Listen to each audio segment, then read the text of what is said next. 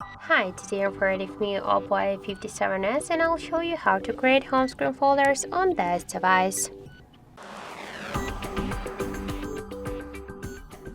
So first hold for a while the application and drag this up to another one, and by this way we can see that we just created the new home screen folder. Just to rename the folder, click once on the name, click the X icon to remove the name in one click, and enter the apps, for example. We just successfully renamed it. To move it here on the home screen or between the screens, or just to create a new screen with a folder, we should hold and just drag it to the left or to the right side of the bottom.